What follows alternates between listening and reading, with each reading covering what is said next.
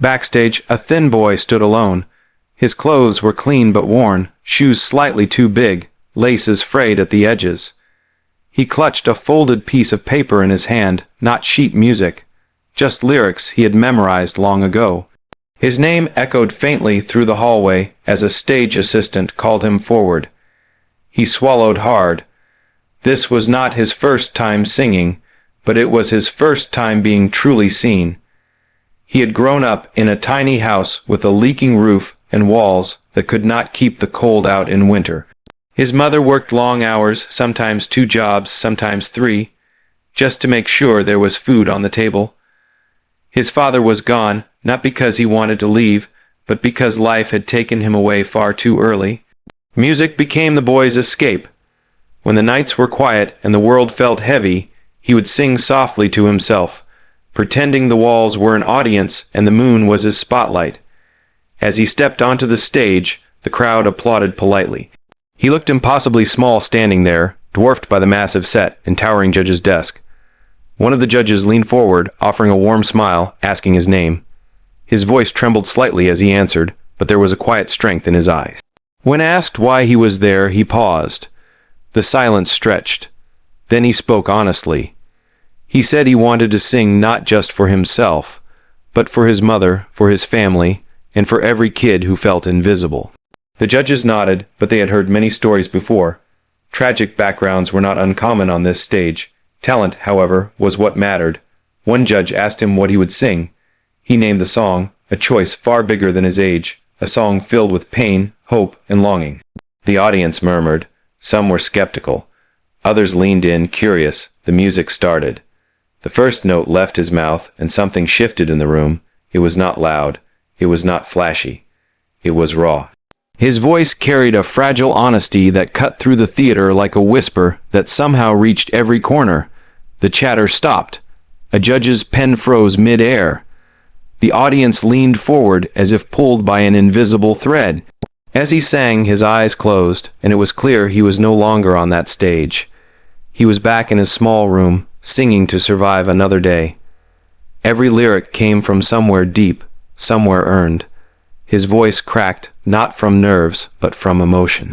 And instead of weakening the performance, it made it stronger. One judge blinked rapidly, clearly fighting back tears. Another placed a hand over their mouth. The camera panned across the audience, capturing faces softening, jaws dropping, hands slowly rising to wipe eyes.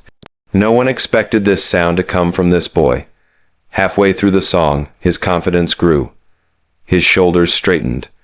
His voice lifted, soaring higher, filling the space with a haunting beauty. It was as if all the pain he had ever carried was being released in that moment, transformed into something powerful and healing. The judges were no longer evaluating. They were feeling. One judge whispered, almost to themselves, that this was special. Another shook their head in disbelief. By the time he reached the final chorus, tears were no longer being hidden. They were falling freely.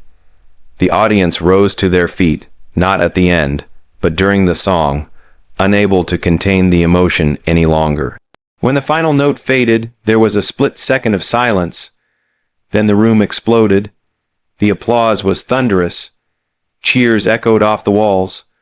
The boy stood frozen, eyes wide, breathing hard, as if unsure whether it was real. He looked toward the judges, searching their faces for confirmation that he had done okay.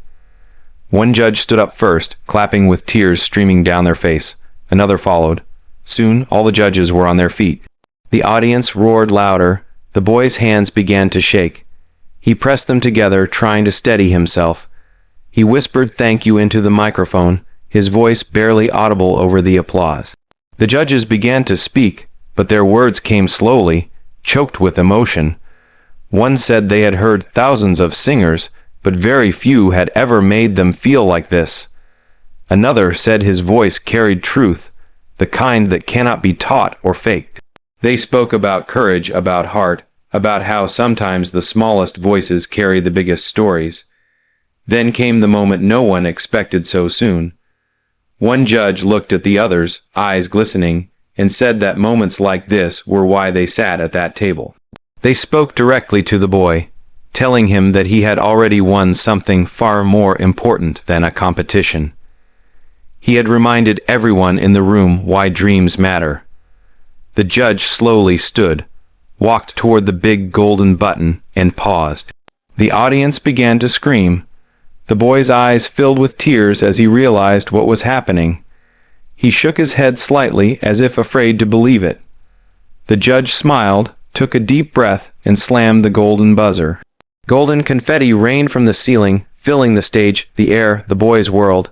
The sound was deafening. The audience screamed. The judges laughed and cried at the same time.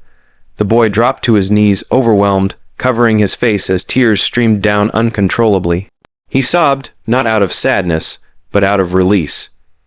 Years of struggle, of quiet nights and unheard songs, came pouring out in that moment. A judge rushed to the stage, wrapping him in a hug as the confetti continued to fall. The boy clung to them, shaking, laughing, crying all at once. Through tears, he said he could not believe it. He said this was for his mother. He said this was for every time he felt like giving up, but did not. The judges told him this was just the beginning. Backstage, his mother watched, hands trembling, tears soaking her face. She dropped to a chair, overwhelmed with pride and disbelief. For the first time in a long time, she felt hope not just for her son, but for their future. As the boy walked off the stage, still covered in gold, the crowd continued chanting his name. He looked back one last time, taking in the moment, knowing his life had changed forever. And that is the power of music. One voice, one moment, one chance.